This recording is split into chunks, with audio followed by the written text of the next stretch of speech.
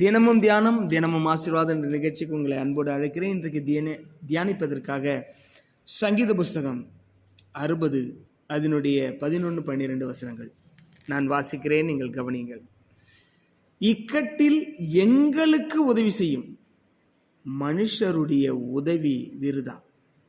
தேவனாலே பராக்கிரமம் செய்வோம், அவரே எங்கள் சத்துருக்களை மிதித்து போடுவார். அல்லேலூயா. கர்த்தருடைய நாமம் மகிமைப்படுவதாக. ஒரு இக்கட்டான சூழ்நிலையில் நீங்கள் இதில் பார்த்தீங்கன்னு சொன்னால் தலைப்பு இருக்கு. இந்த தலைப்பில் பார்த்தீங்கன்னா ஒரு இக்கட்டான சூழ்நிலை தாவீது இருக்கிறார். அந்த இக்கட்டான சூழ்நிலையில் நல்லா கவனிங்க, நம்ம இக்கட்டான சூழ்நிலைக்கு போகும்பொழுது நாம் நம்புகிற எல்லாரும் கைவிடுவார். அதனால தான் தாவீது அதை தெரிஞ்சு எழுதுறாரு, இக்கட்டில் எங்களுக்கு உதவி செய்யும். பாருங்க, அவர் இக்கட்டான சூழ்நிலை நிறைய வந்தது, சவுலால் வந்தது. ஆனால் தன் சொந்த மகன் அப்சலோமால் கூட என்ன வந்துச்சு? இக்கட்டு வந்தது. அவர் சொல்றாரு, இக்கட்டில் எங்களுக்கு உதவி செய்யும் மனுஷனுடைய உதவி வேஸ்ட்டு. விருதான்னா வேஸ்ட்டு. ஆனா அதை சொல்லிட்டு சொல்றாரு, எங்கள் தேவனாலே, அத தேவனாலே என்ன செய்வோமா? பராக்கிரமம் செய்வோம், நல்ல யுத்தம் செய்வோம், நாங்கள் ஆவிக்குரிய யுத்தம் செய்வோம். அவரே அப்படின்னா அவர் மட்டும்தான் அர்த்தம்.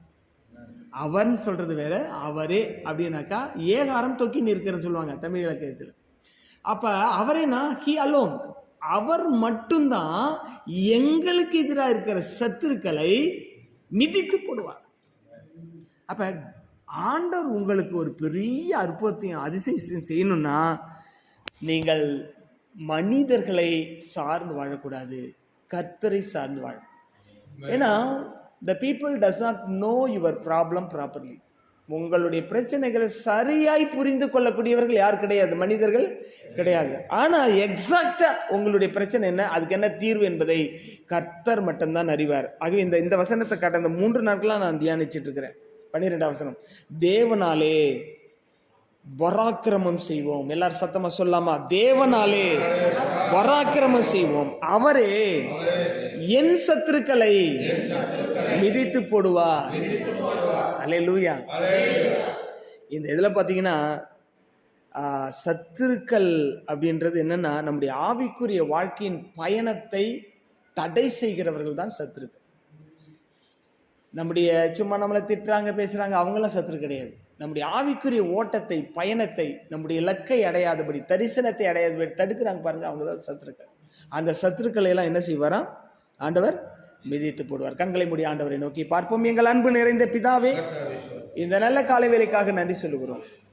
இந்த காலை வேளையில உம்முடைய பிள்ளைகளுக்கு விரோதமாய் எந்த சத்துருக்கள் எழும்பி இருந்தாலும், எந்த மனித வடிவத்தில் இருந்தாலும், அது வேற பிரச்சனை வடிவத்தில் இருந்தாலும், வெவ்வேறு வடிவங்களில் உம்முடைய பிள்ளைகளுக்கு எதிராக எந்த சத்துருக்கள் எங்கு எழும்பி நின்றாலும், ஓ ஹல்லேலூயா, தேவனாலே பராக்கிரமம் செய்து ஆண்டவரே சத்துருக்களினுடைய வார்த்தைகளை நம்பாதபடி, கர்த்தாவே உம்முடைய வார்த்தைகளை நம்பி அவைகளுக்கு எதிராக நிற்க, பேச, அவைகளை ஒன்றுமில்லாமல் ஆக்க உம்முடைய பிள்ளைகளை பலப்படுத்துவீராக. உம்முடைய ஞானம், உம்முடைய கிருபை, உம்முடைய வார்த்தை உம்முடைய பிள்ளைகளுடைய இருதயத்திலிருந்து வாழி வழியாக வெளிப்படட்டும் ஆண்டவரே.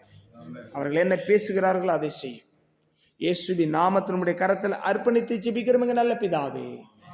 என் ஆத்துமாவே கர்த்தரை ஸ்தோத்திரி, என் முழுவலுமே பரிசுத்த நாமத்தை ஸ்தோத்திரி. என் ஆத்துமாவே கர்த்தரை, அவர் செய்த சகல உபகாரம் என்று மறவாதே. ஆமென், ஆமென். அல்லேலூயா, அல்லேலூயா, அல்லேலூயா. கர்த்தர் உங்கள் ஒவ்வொருவரையும் ஆசீர்வதிப்பாராக. God bless you. ஆமென்.